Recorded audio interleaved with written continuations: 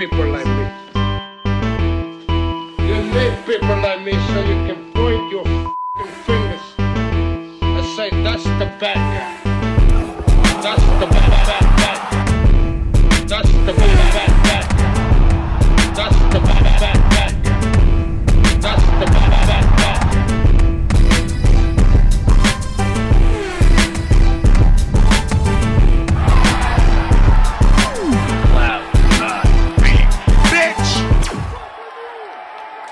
To the mother relay, we're covering today's top boxing news. Ow!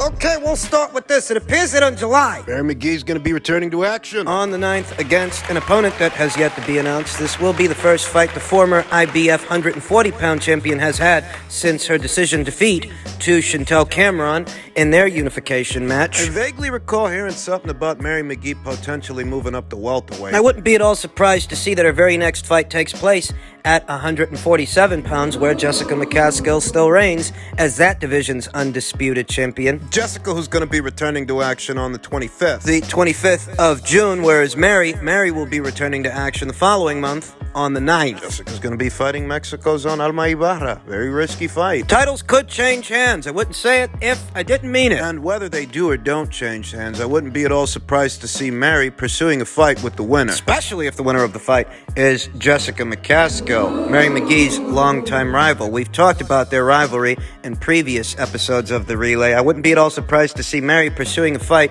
with Jessica if Jessica keeps those belts. And if she doesn't keep those belts, I wouldn't be at all surprised to see Mary pursuing a fight with Alma Ibarra. It's been less than 12 months since Mary Mcgee's last fight. That fight with Chantel Cameron took place late last year in late October. In that way, if she returns to action in July, it will have been less than 12 months between fights. And it's good that she's getting back out there, not letting a year go by. Mary's a hard puncher at 140 pounds, and I think her power will carry up to 147. That's assuming her next fight is at 147 pounds. So as stated, I vaguely recall hearing something about Mary Mcgee moving up in weight. We'll see if she does. In any event, she is a characteristically hard puncher. She ended 4 of her last 6 fights by way of knockout or technical knockout. 4 of her last 6 fights. Definitely one of the bigger punchers at or around these weights. Definitely one of the more entertaining, fan-friendly fighters with a fan-friendly style at or around these weights. The welterweight division certainly would become a lot deeper with Mary in it. She's very experienced with many good years still left in her professional boxing career. Seasoned veteran, a former champion, only 35 years old. She's actually younger than Jessica McCaskill, about 2 years younger. She'll be back in July. Flyweight news on the heels of her latest victory this past weekend.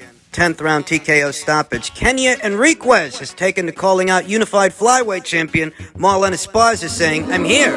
We already know each other. We know we can put up a good fight. You are someone admirable for facing challenges. I want to be your next challenge. Let's compete, and may the best woman win." And she made sure to tag Golden Boy Promotions and Roberto Diaz. This is a high-risk, low-reward fight for Marlon. There is a reason that WBC light flyweight champion Yesenia Gomez never actually gave Kenya Enriquez that title shot, even though she was due to give her a shot for about, 2-3 years? There's a reason Yesenia avoided that fight. Enough reason, and there's a reason that in all likelihood Marlon Esparza won't entertain this call-out from Kenya Enriquez, who was in action this past weekend south of the border against Gabriela Saavedra. Scored a 10th round knockout. Kenya Enriquez, who sports a professional record of 24 wins, 1 loss, 10 knockouts. Never been stopped. For context, that 1 loss she suffered was a little over 7 years ago. Yeah, Marlon Esparza, she's a good boxer, a decorated amateur. As a professional, she's got quite the resume she does, having unseated Beth Zamora Silva, Naoko Fujioka for their alphabet titles, the WBA title, the WBC title. But with Kenya, she'd be facing a fighter who's in her prime. A fighter who's still peaking. You gotta think about the girls that Marlon Esparza's been fighting, those fighters, those champions. She struggled with a 46-year-old Naoko Fujioka in her last fight. Before that, she had a close decision win over Beth Zamora Silva. Same age group as Marlon Esparza, early 30s, whereas Kenya Enriquez, she's a very spry 28 years old, and she's a very hard puncher. Characteristically hard puncher. I don't think she's as well schooled as Marlon In terms of nuts and bolts boxing and fundamentals, but I don't think she needs to be, because as far as a physical specimen, I think Kenya Enriquez is superior, and I think Kenya Enriquez... I think she could hurt Marlon Esparza. Marlon ain't got the power to keep her off. Marlon Esparza, I don't want to take anything away from her, but Time hasn't proven her to be a very big puncher. You know, the way she wins these fights is on activity. Activity and sometimes movement. Look, she's a good boxer. But she really doesn't have the best gas tank, and she's not the biggest puncher. Quite honestly, she's not much of a puncher at all. I heard a rumor that in her very next fight, she's going to be taking on Leonela Paola Judica, the flyweight division's reigning IBF champion of Argentina. So if Kenya Enriquez being a high-risk, low-reward opponent isn't enough to convince you that Marlen's not going to fight her, that unification match might. And you know, if that rumor checks out and she does end up unifying with Leonela, I can hardly hold it against her. I think Enriquez versus Esparza would be an excellent fight, a dangerous fight for Marlen, but I can hardly hold it against Marlen if she's fighting an unbeaten champion in her very next fight, as opposed to a Kenya Enriquez. Though even with that, what happens after that fight with Judica if Marlen wins? Pretty sure Kenya's still going to want a shot at those 3 alphabet titles. We'll cross that bridge when we get to it. Marlen is in the process of attempting to become the flyweight division's undisputed champion. We'll see if she finds time to fight Kenya. In men's heavyweight news, it's official, and I'm sure that most of you have heard by now. Robert Garcia will train Anthony Joshua in England for the heavyweight title rematch with Alexander Usyk, set to go down July 23rd in Saudi Arabia, sources tell ESPN. Garcia, an ex-champ and trainer of the year, is revered for his game plans. AJ was trained by Rob McCracken since his pro debut. Saudi Arabia, huh? They're going for that Saudi money again, and at least AJ has the comfort, the consolation of knowing that even if he loses this fight based on the site fee and where it's taking place, he'll walk away with a big wad of fucking cash, a lot of fucking money. The move's being met with mixed reviews. Mike Kopinger says he loves this move for AJ. Garcia will surely work with him on being the big man and use some roughhouse tactics. Besides the job he's done with his brother, Mikey, he's done great work with Jose Ramirez, Brendan Rios, and a host of others.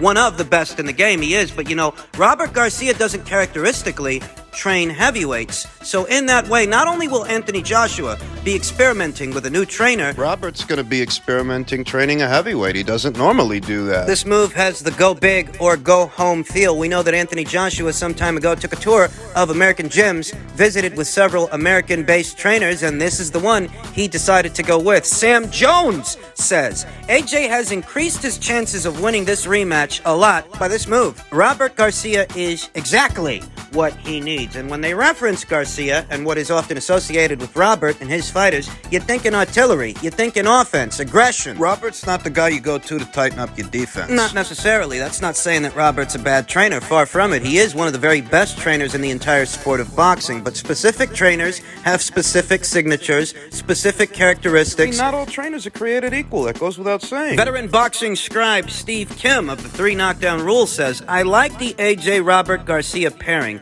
It's clear Joshua wants to be aggressive and assertive versus the smaller guy. In the first fight, he was a bit hesitant in enforcing his size. Garcia is adept at training come forward guy. And you see the strategy. If AJ wants to be more aggressive and more come forward in the second fight, he needs a guy in his corner who's accustomed to training aggressive, come forward guys. And that's where Robert Garcia comes into it. Look, this is either going to work or it's not going to work. It's either going to work out beautifully or it's going to be a fucking disaster. Might seem like a generic comment on the face of it, but think about it. If the goal is to be more aggressive, come forward guy who's using more of his size and less of his boxing brain, if you're taking a less cerebral approach and you want to be more of an artillery guy, then Robert really is a guy you'd go to. That doesn't necessarily guarantee success. But nothing's guaranteed in life. Nothing's guaranteed in life, so nothing's guaranteed in boxing. Anthony Joshua, ESPN's number 4 heavyweight, will attempt to become a 3-time champion when he meets Usyk in the rematch. The 32-year-old was upset by Andy Ruiz in June of 2019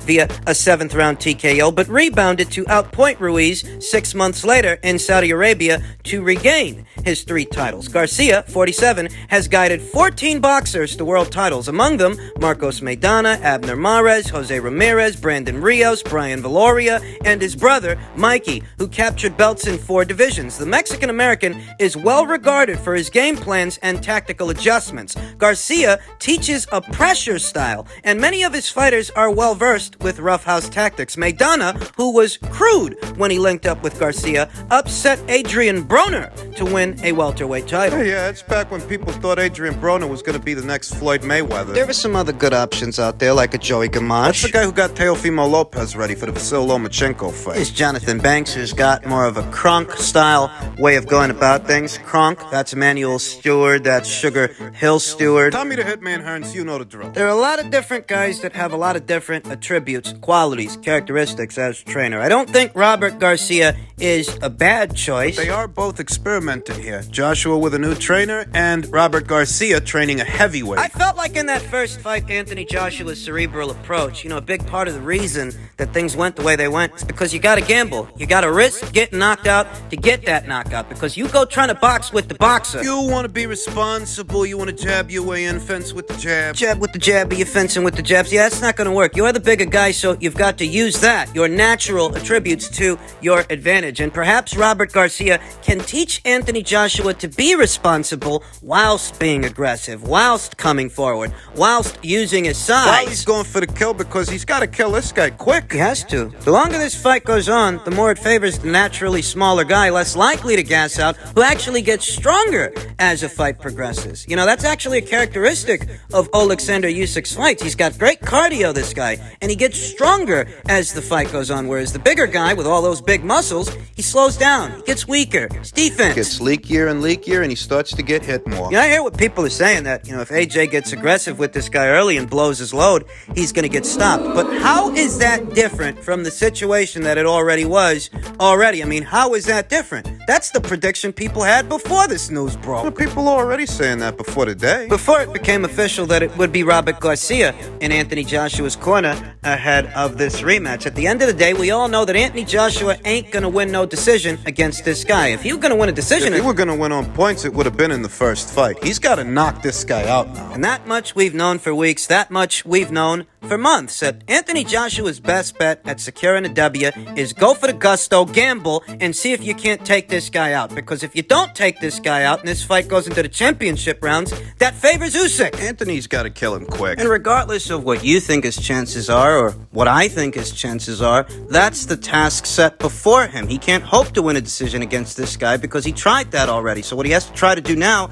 is use his God-given size and his power to try to take this guy out. Go big or go home. We call on the new characters on Plant, David, and whoever that 68 that wants to dance. So it's all good. Ironically enough, I know you're not fighting at 160 anymore, but Janabek keeps. I didn't say that. I didn't say that. I didn't say that yet. I didn't say that yet. Well, the guy that but you Janabek is Janabek is not come on, man. You guys want me to fight who I just named, or you guys want me to do that? You know what I'm saying? Let's just be real with the fact. We got to make these fights happen. That's all. So in your mind, you don't really think he's worth fighting at 160 right now, pretty much, Janabek? Nah, I'm just of course not. I've been in this game for mad long not to get these fights that we need to be putting on for the fans. At the end of the day, I do it because that's the line I'm in. But if I can go elsewhere to make better, opposition with a name, and we're moving on in life, then it's all good. Not necessarily a straight answer from the reigning WBO middleweight champion Demetrius Andrade, who is currently under orders to satisfy his mandatory challenger, Yanibek Alim Kanuli. Yeah, but what he's talking about are guys that are up there at 168 pounds. He's been given till November 17th to satisfy his mandatory challenger at middleweight. And if he doesn't, we all know what the WBO is going to do. They're going to strip him. So while he might be indecisive on camera, he can't afford to be indecisive forever, and ultimately it's not all up to him. It's not up to him anyway. It's up to the WBO, and it's up to their mandatory challenger, Yanibek Alim Kanuli, who wants his title shot. He's been pursuing that Demetrius Andrade fight for some time, and while Demetrius isn't blowing it off completely, you hear what he's saying, what names he's bringing up: Caleb Plant, David Benavidez, Jermall Charlo. Not only are these fighters that are... Caleb Plant and David Benavidez are up there at super middleweight. Shortly, Jermall Charlo may be joining them beyond the Maciej-Suliecki fight. So not only are these guys that are already at or around 168 pounds, but these are all PBC fighters, whereas Yanibek, he's with Top Rank. I'm not one of these guys that's already started accusing Demetrius of ducking Yanibek. I think there are a lot of people out there that are unimpressed and underwhelmed with Demetrius Andrade's body of work. Demetrius Andrade, two-division WBO champion Demetrius Andrade, who's approximately 34 years old. I think there are a lot of people that they they want to see more out of him. They want to see bigger and better fights with bigger and better opponents. So how could I fault him for pursuing those guys at 168 pounds? Those guys are certainly better guys than he has been fighting. You really can't have it both ways. If he wants to move up to 168, that does come at the cost of the WBO title. That does come at the cost of the Yanibek Alim Kanuli fight. But it's not for nothing. It's to get those guys at 168 pounds in the ring. If that's how it happens, no, I won't complain. This would be a sensible and sensical choice for Demetrius Andrade moving forward, who's likely outgrown middleweight. I imagine, given his physical dimensions and his age, he's approximately 34 years old. He's no spring chicken. Making middleweight probably isn't as easy as it used to be, and moving upstairs is an eventuality, so why not do it now? For the PBC, Demetrius crossing over to their side of things, well, that would further fortify their super middleweight stable. They can make that many more fights with their own guys if Demetrius becomes one of them. Listen, I know that going over there don't guarantee that Demetrius will get all the fights that he wants. No, 2, 3, 4, 5 different guys being on the same side of the street doesn't necessarily guarantee that every single one of those fights will happen, but if 1 or 2 can... Doesn't look like he's thinking about rescheduling that Zach Parker fight. No, it doesn't, and make of that what you will. Some are approaching these sound bites and these comments from Demetrius, this interview by way of fight hype, with some skepticism. Some people suspect that Demetrius wasn't ever really injured. He just didn't want to fight on the Queensbury promotions side of things. Didn't want to have to travel for whatever money Frank was putting up for the fight. It's not the craziest thing I ever heard. It's not the craziest, most far-fetched proposition that Demetrius might have pulled out because he didn't like the money. That's what happened years ago between him and Jermel Charlo, back when Demetrius was the WBO's junior middleweight champion. So it's possible, though ultimately we don't know. And what we do know is he's saying he's targeting those PBC guys. I'm not against that. I'd like to see all of those fights if they can be made. The basic idea is that Demetrius, moving forward, he seems to want to move up to 168 pounds, with or without that Zach Parker fight.